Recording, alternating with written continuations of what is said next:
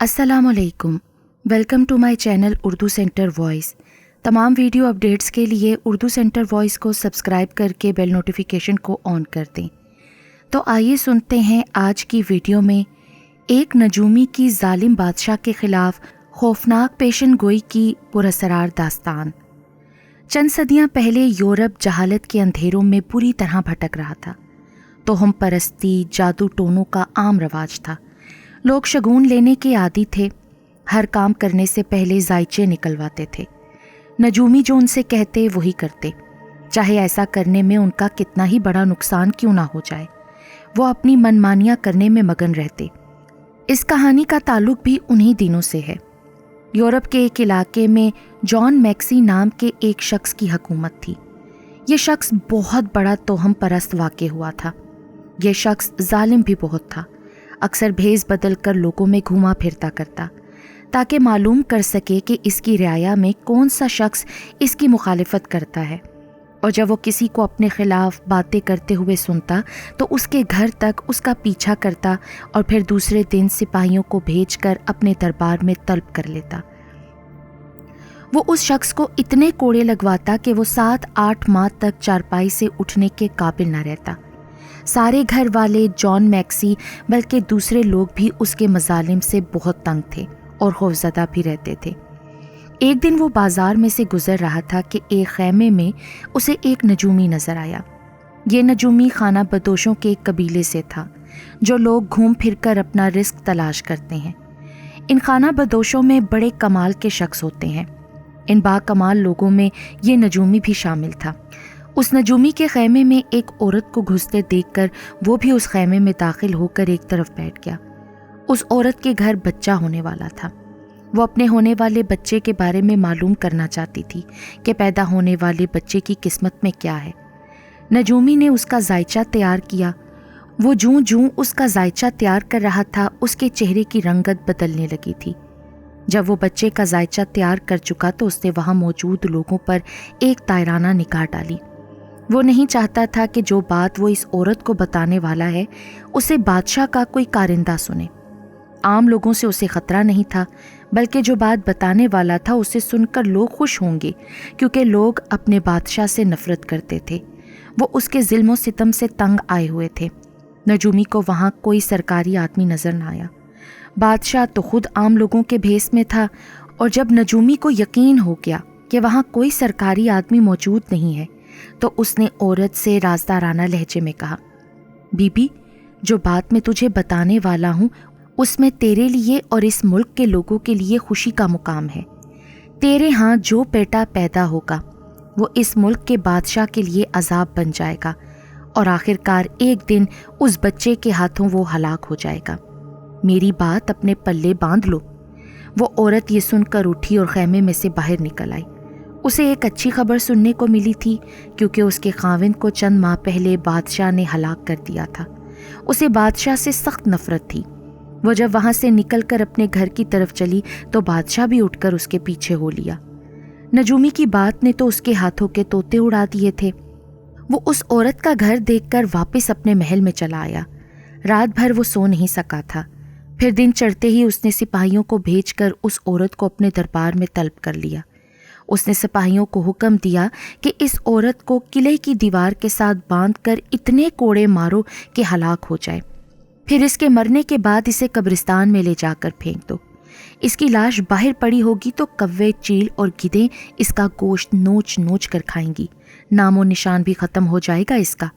سپاہیوں نے بادشاہ کا حکم سنا تو اسے وہ ظالم لوگ گھسیٹتے ہوئے قلعے کی دیوار کے پاس لے گئے اور اس کے ہاتھ قلعے کی دیوار کے ساتھ کیل ٹھوک کر باندھ دیے۔ دیکھتے ہی دیکھتے وہ مظلوم عورت لہو لہان ہو گئی۔ اس کا سر ایک طرف ڈھلک گیا۔ یہ دیکھتے ہوئے اس سپاہی نے اپنا ہاتھ روک لیا۔ کوڑے مارتے ہوئے اس کی آنکھوں سے آنسو بہہ نکلے تھے، مگر وہ مجبور تھا۔ بادشاہ کا حکم اگر وہ نہ مانتا تو اس کا خود کا سر قلم کر دیا جاتا۔ سپاہیوں نے اس عورت کو ایک ریڑے پر ڈالا اور اس کی لاش کو لے کر قبرستان کی طرف بڑھے۔ وہاں پہنچ کر انہوں نے لاش کو اٹھا کر زمین پر ڈال دیا اور وہاں سے واپس چلے آئے۔ ان کو تسلی ہو گئی کہ بادشاہ کا کام ہم نے کر دیا ہے۔ دراصل وہ عورت مری نہیں تھی، تکلیف کی وجہ سے اس کو غش آ گیا تھا اور سپاہی یہ سمجھتے تھے کہ وہ مر چکی ہے، مگر سپاہیوں کے واپس چلے جانے کے تھوڑی ہی دیر بعد اسے ہوش آ گیا اور تکلیف کی وجہ سے وہ کرانے لگی۔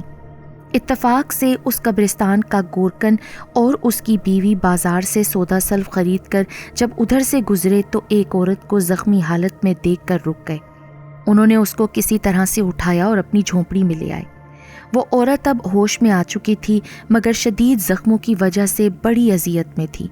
پھر بھی اس نے ان نازک لمحات میں گورکن اور اس کی بیوی کو آخرکار بتا دیا کہ یہ ظلم اس پر بادشاہ نے کیا ہے۔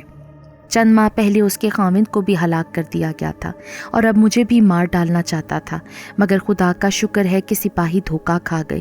وہ مجھے مردہ سمجھتے ہوئے قبرستان میں پھینک گئے تاکہ کوے، کتے، چیلیں مجھے کھا جائیں۔ گورکن اور اس کی بیوی بادشاہ سے اس کے ظلم کی وجہ سے سخت نفرت کرتے تھے۔ انہوں نے خدا ترسی کرتے ہوئے اس عورت کی خوب دیکھ بھال کی۔ اسی دوران اس کے گھر لڑکا پیدا ہوا تو وہ بہت خوش ہوئے۔ عورت کا خیال آنے پر گورکن بولا، نیک بخت، بھلی مانس، یہ مظلوم عورت بے بس اور لاچار ہے۔ خدا نے اس کی جان تو بچا دی، مگر اب جائے گی کہاں اتنے بڑے جہان میں؟ ہم بے اولاد ہیں اور پھر ان کا بوجھ ہی کتنا ہے جو ہمیں محسوس ہوگا۔ ہم اتنا کما لیتے ہیں، اکٹھے کھا پی کر گزر بسر کر لیں گے، بلکہ ہمارے یہاں رونق بھی رہے گی۔ اس لیے میرا خیال ہے ان کو اپنے پاس رکھ لیں۔ تم نے تو میرے دل کی بات کہہ دی۔ اس مظلوم عورت اور بچے کا ہمارے سوا کوئی نہیں۔ اگر یہ اپنے گھر گئی اور بادشاہ کو علم ہو گیا تو وہ ضرور اس کو قتل کروا دے گا۔ اس کا یہیں رہنا بہتر ہے۔ گورکن اور اس کی بیوی نے اس عورت اور بچے کو پناہ دے دی، مگر عورت کے زخم پوری طرح بھر نہ سکے۔ اس کی حالت دن بدن بگڑنے لگی۔ گورکن نے اپنے طور پر جو اس سے ممکن ہو سکتا تھا وہ کیا۔ اس عورت کا بچہ 1.5 برس کا ہو چکا تھا۔ دونوں ماں اور بچے میں اتنا پیار تھا کہ وہ ایک پل کو بھی علیحدہ نہ ہوتے، لیکن ماں کو اندازہ تھا وہ زیادہ دیر اب زندہ نہ رہ سکے گی۔ اسے اپنے بچے کا بڑا غم تھا۔ اس کے دل سے بادشاہ کے لیے بد دعائیں نکل رہی تھیں جس نے اسے اس حال پر پہنچایا تھا۔ پھر اسے نجومی کی بات یاد آ گئی اور وہ کچھ مطمئن ہو گئی۔ نجومی نے بتایا تھا کہ اس کے پیٹ سے جنم لینے والا بچہ بادشاہ کو ہلاک کرے گا، مگر وہ زیادہ دن تک زندہ نہ رہ سکی۔ ایک حیران کن بات یہ ہوئی، جس دن عورت کا انتقال ہوا بچہ بھی اسی دن چل بسا۔ گورکن اور اس کی بیوی کے لیے یہ حادثہ ناقابل برداشت تھا۔ وہ تو سمجھ رہے تھے کہ یہ دونوں ان کے بڑھاپے کا سہارا بنیں گے، مگر وہ دونوں تو ایک ساتھ ہی ان کا ساتھ چھوڑ گئے۔ بچہ گورکن کی بیوی سے بہت مانوس تھا۔ اس کے دل میں معصوم بچے کے لیے ممتا بیدار ہو چکی تھی۔ بچے کے مرتے ہی گورکن کی بیوی پر غشی کے دورے پڑنے لگے۔ آخر بڑی مشکل سے اس نے اپنے آپ کو سنبھالا اور دونوں نے مل کر ایک بڑی قبر کھودی اور ماں بیٹے کو قبر میں دفن کر دیا۔ کچھ دن رونے دھونے کے بعد آخر انہیں صبر آ گیا۔ ایک دن گورکن اور اس کی بیوی ان دونوں کے بارے میں باتیں کر رہے تھے کہ انہیں جھونپڑی میں اس بچے کی کلکاریاں کرنے کی آواز سنائی دی۔ بالکل وہی آواز جب گورکن کی بیوی اسے پیار کرتے ہوئے ہنسانے کی کوشش کیا کرتی تھی تو بچہ خوشی کے مارے کلکاریاں کرنے لگتا تھا اور وہ خوشی سے جھوم اٹھتی تھی۔ ان دونوں نے بالکل وہی آواز سنی تھی۔ اگر وہم ہوتا تو ایک کو ہوتا، دونوں اس آواز پر نہ چونکتے۔ اب اس ظالم بادشاہ کی سنیں۔ وہ اپنے طور پر مطمئن ہو کر بیٹھ گیا تھا کہ ماں مر گئی، بچہ بھی اس کے ساتھ انجام کو پہنچا۔ اس کے خیال میں نجومی کی بات غلط ثابت ہوئی تھی۔ ایک دن وہ اپنی ملکہ کے ساتھ گھوڑوں پر سوار جب سیر کر کے محل کے قریب پہنچا تو ان دونوں کے گھوڑے اچانک خوفزدہ ہو گئے اور اپنی اگلی ٹاپوں پر کھڑے ہو گئے۔ تو بادشاہ اور ملکہ گھوڑوں سے گر پڑے مگر انہیں چوٹیں نہیں آئیں۔ وہ دونوں کپڑے جھاڑتے ہوئے اٹھ کھڑے ہوئے۔ اسی وقت ان دونوں نے کسی بچے کے ہنسنے اور کلکاریاں مارنے کی آواز سنی تو خوفزدہ ہو گئے اور ایک دوسرے کی شکل دیکھنے لگے۔ خوفزدہ وہ اس لیے ہوئے تھے کہ دور دور تک کوئی بچہ تو کیا کوئی بڑا بھی نہیں تھا۔ پہرے دار محل کے گیٹ پر موجود تھے اور گیٹ اتنی دور تھا کہ وہاں کی آواز یہاں تک کبھی نہیں پہنچ سکتی تھی، مگر انہیں تو وہ پراسرار آواز اپنے قریب ہی سنائی دی تھی۔ یہ بات ان کو خوفزدہ کرنے کے لیے کافی تھی۔ پھر دونوں تیز تیز چلتے ہوئے محل کی جانب بڑھے۔ گھوڑے انہوں نے ڈر کے مارے وہیں پر چھوڑ دیے۔ محل کے گیٹ پر پہنچ کر بادشاہ نے محل کے محافظوں کو حکم دیا کہ وہ گھوڑوں کو پکڑ کر استبل میں پہنچا دیں۔ بادشاہ اس اچانک واقعے سے ہراساں تو تھا، مگر وہ ایک بات سے مطمئن تھا کہ اس نے اپنے دربار میں دنیا کے مشہور جادوگر اور عامل جمع کیے ہوئے تھے تاکہ لوگ اس سے ڈر کے رہیں اور بغاوت نہ کریں۔ اور یہ بات بھی ٹھیک تھی، لوگوں پر زیادہ تر اس کے جادوگروں کا خوف طاری تھا۔ جب بادشاہ دربار میں گیا تو اس نے اپنے جادوگروں کو یہ واقعہ بتایا اور انہیں حکم دیا کہ وہ جو بھی آسیب ہے اسے فوراً ختم کرو۔ یہ حکم پا کر وہ جادوگر سر جوڑ کر بیٹھ گئے اور اپنے اپنے عمل سے اس آسیب کو اپنے سامنے ظاہر ہونے کا حکم دیا، مگر وہ بچہ تو ان پر ظاہر نہیں ہوا۔ الٹا جادوگروں پر وہ افتاد پڑی کہ سب جادوگر خوفزدہ ہو گئے اور انہوں نے بادشاہ سے کہہ دیا کہ اس آسیب کے سامنے ہمارے تمام جنتر منتر فیل ہو گئے ہیں۔ بادشاہ نے انہیں اول پھول بکتے ہوئے دربار سے نکال دیا۔ اب اس کو اپنی جان خطرے میں نظر آنے لگی۔ بادشاہ اس دن سخت پریشان رہا۔ اسے حیرت ہو رہی تھی کہ وہ کیا بلا ہے جس سے اس کے مانے تانے ہوئے جادوگر بھی مقابلہ نہیں کر سکے اور خوفزدہ ہو کر اس آسیب پر ان کا زور چلا ہی نہیں۔ گورکن اور اس کی بیوی نے بچے کی ہنسنے اور کلکاریاں مارنے کی کئی بار مانوس سی آوازیں سنی۔ ان کو ایسا بھی محسوس ہوا کہ بچہ ان کے آس پاس ہی چل پھر رہا ہے، مگر انہیں ڈر نہیں لگا، بلکہ انہوں نے یہ سمجھا کہ چونکہ انہیں اس بچے سے بہت محبت تھی اس لیے یہ سب ان کے تصور میں ہو رہا ہے۔ قبریں کھودنے والوں کو ویسے بھی ڈر محسوس نہیں ہوتا۔ بادشاہ نے زیادہ وقت دربار میں گزارنا شروع کر دیا۔ ایک رات کھانا کھا کر وہ ملکہ کے ساتھ باغ میں ٹہلنے کو نکلا تو وہاں گھومتے ہوئے اچانک گلاب کے پودوں کے پاس انہیں ایک بچہ کھڑا نظر آیا جس کے جسم پر صرف ایک لنگوٹ تھا۔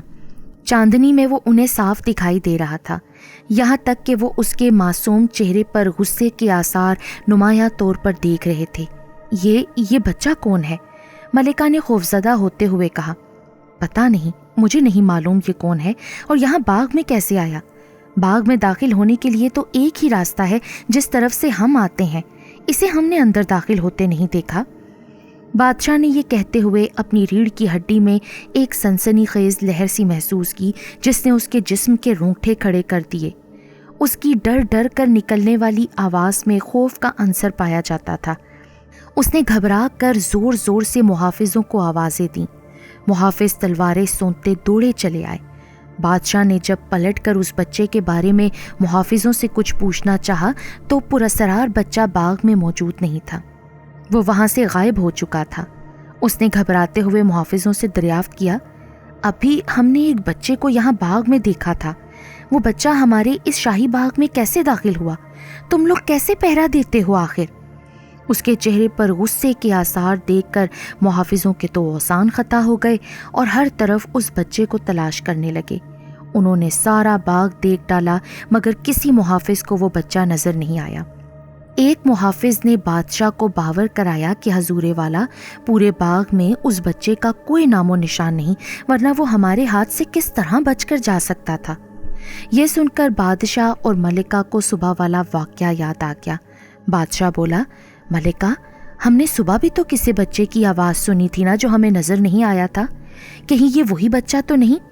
اب بھی وہ یہاں سے یوں غائب ہو گیا ہے جیسے اس کا وجود یہاں رہا ہی نہ ہو۔ مجھے تو وہ پراسرار بچہ کوئی جن بھوت لگتا تھا۔ آپ نے دیکھا نہیں وہ آپ کو کیسے گھور گھور کر دیکھ رہا تھا، جیسے اس کا بس چلتا تو آپ کو کچا چبا جاتا۔ ملکہ نے خوف سے کانپتے ہوئے کہا۔ بادشاہ نے اس کی بات سنی تو اس کے چہرے پر موت کے سائے لہرانے لگے۔ وہ شخص جو کہ ظالم تھا، کسی پر ظلم کی انتہا کرتے ہوئے اس کا دل نہیں پسیجتا تھا، اب وہ انتہائی ڈر اور خوف کے عالم میں تھا۔ زیادہ ہراساں ہونے کی بڑی وجہ یہ بھی تھی کہ تمام جادوگر اس آسیب سے خوفزدہ ہو گئے تھے۔ بادشاہ کی حالت کو دیکھتے ہوئے ایک محافظ بولا، حضور والا، آپ پریشان کیوں ہوتے ہیں؟ ہم جو یہاں موجود ہیں۔ محافظ کی بات سن کر بادشاہ کو کچھ غیرت آ گئی۔ ہم خوفزدہ تو نہیں ہیں، بھلا ایک بچے سے کیوں ڈرنے لگے؟ ایک چھوٹا سا بچہ ہمارا کیا بگاڑ سکتا ہے؟ ہم بزدل ہرگز نہیں ہیں۔ بادشاہ نے یہ کہتے ہوئے اپنے خوف پر قابو پا لیا اور پھر وہ دونوں سیر کیے بغیر ہی شاہی محل میں لوٹ آئے۔ کچھ دیر بعد لباس تبدیل کر کے آرام کرنے کی غرض سے لیٹ گئے۔ اتنے میں کنیز ملکہ اور بادشاہ کے لیے 2 گلاس دودھ لے کر آئی اور اس نے گلاس میز پر رکھ دیے اور لوٹ گئی۔ ملکہ نے جو ہی ہاتھ گلاس کو پکڑنے کے لیے بڑھایا تو چیخ مارتے ہوئے واپس کھینچ لیا۔ दोनों ग्लास खून से भरे हुए थे। बादशाह की नज़र भी उन ग्लासों पर पड़ चुकी थी। उसने गज़बनाक होते हुए मुहाफिजों को आवाज़ दी तो वो दौड़े चले आए। बादशाह ने उन्हें हुक्म दिया कि जो कनीज़ यहाँ दूध के बजाय खून से भरे हुए ग्लास रख गई है उसे फ़ौरन गिरफ्तार करके उसकी गर्दन उड़ा दो। मुहाफिजों ने देखा उन ग्लासों में खून नहीं बल्कि दूध था। उनमें से एक बोला, हजूरे वाला, गुस्ताखी माफ़, आपको गलत फहमी हो रही है। ये ग्लास तो दूध से लबालब भरे हुए हैं, तो क्या हम झूठ बोल रहे हैं?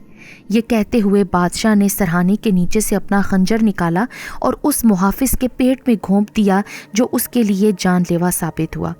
यह देखते हुए दूसरे मुहाफिज उस कनीज़ को पकड़ने के लिए चल पड़े। बादशाह ने पीछे से चिल्लाते हुए कहा, उसे मेरे सामने लाकर कत्ल करो। मुहाफिज सर झुकाए हुए चले गए और चंद लम्हों के बाद ही उस कनीज़ को पकड़ लाए। वो कनीज़ बड़ी चीखी चिल्लाई कि उसका कसूर बताया जाए, ये उसके साथ जुल्म क्यों हो रहा है। ये बात मुहाफिज भी जानते थे मगर वो बेबस थे और फिर उन्होंने बादशाह के सामने ही उस कनीज़ की गर्दन उड़ा दी। खून के छींटे तमाम कमरे में फैल गए। बादशाह और मलिका दूसरे कमरे में चले गए और उन्होंने अंदर से दरवाज़ा बंद कर लिया तो उनको कमरे में बच्चे के हंसने और किलकारियाँ मारने की आवाज़ फिर से सुनाई दी। दोनों खौफज़दा हो गए। अब बच्चा उनके सामने मौजूद था। उसकी आंखों में से चिंगारियाँ निकल रही थीं। बादशाह ने हिम्मत करते हुए उससे पूछा, कौन हो तुम और हमें यूं खौफज़दा क्यों कर रहे हो? मैं नजूमी की पेशन गोई हूँ। मैं वो हूँ जिसके बारे में नजूमी ने मेरी माँ को बताया था कि मैं तुम्हें हलाक कर दूंगा। तुम जालिम शख्स हो, तुमने मेरे बाप और मेरी माँ को हलाक किया, अब तुम्हारा अंजाम भी वही होगा। तुमने लोगों पर बहुत जुल्म कर लिए, अब मरने के लिए तैयार हो जाओ। अपनी रियाया पर भी जुल्म की इंतहा कर दी तुमने। उस कनीज़ का क्या कसूर था जो तुम्हारी खिदमत गुजारी करती थी? जो बादशाह आदतन ताकत के गरूर में अंधे हो जाते हैं तो फिर अल्लाह ताला की बेआवाज़ लाठी उसका काम तमाम कर देती है। बच्चा गज़बनाक होकर बोला। उसकी आवाज़ कमरे में गूंज रही थी। ये सुनकर बादशाह को अपने सामने मौत नाचती नजर आई और उसने दौड़कर दरवाज़ा खोलना चाहा मगर उसकी हैरत बढ़ती गई कि वो दरवाजे की चिटकनी निकालता तो चिटकनी दोबारा लग जाती। इसी तरह करते करते वो खौफ से पीछे हट गया और ज़ोर ज़ोर से चिल्लाते हुए मुहाफिजों को अपनी मदद के लिए पुकारने लगा। उसकी बुलंदो बाला आवाज़ पर मुहाफिज दौड़े चले आए मगर दरवाज़ा तो अंदर से बंद था। वो बाहर से बहुत धक्के देते और ज़ोर लगाकर दरवाजे को तोड़ने की कोशिश करते रहे मगर वो तो बादशाह के महल का दरवाज़ा था, इतनी आसानी से कमज़ोर मुहाफिजों से कहाँ टूट सकता था। और फिर जब बादशाह और मलिका ने देखा, बच्चा खुद ब खुद फर्श से बुलंद होने लगा। उसने दीवार में लगी हुई एक तलवार उतार ली और फर्श पर आकर अपनी पहली वाली जिसामत में आ गया। तलवार उसने मियान में से बाहर निकाल ली थी जो बच्चे के कद से भी बड़ी थी। वो उसे सूंघते बादशाह की तरफ बढ़ने लगा। अगर उसके हाथ में तलवार ना भी होती तो बादशाह हिलजुल नहीं सकता था। वो बुलंद होकर उसकी तलवार से गर्दन उड़ा सकता था।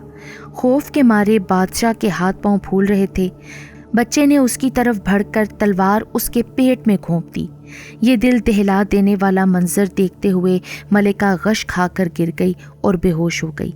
इतनी देर में मुहाफिजों ने मजदूरों को बुलाकर आहनी कुल्हाड़ियों के जरिए दरवाजे को तोड़वा दिया और अंदर घुस आए। उन्होंने अपने सामने जो भयानक मंजर देखा उससे वो लरस कर रह गए। कमरे में बादशाह की लाश पड़ी थी, मलिका बेहोश थी। इसके अलावा कमरे में और कोई नहीं था। अब तो मुहाफिजों को भी यकीन हो गया कि बादशाह को किसी आसेब ने ख़त्म कर दिया है। गोरकन और उसकी बीवी गहरी नींद में सोए हुए थे। रात का आखिरी पहर था कि उन्हें बाहर बच्चे की आवाज़ सुनाई दी।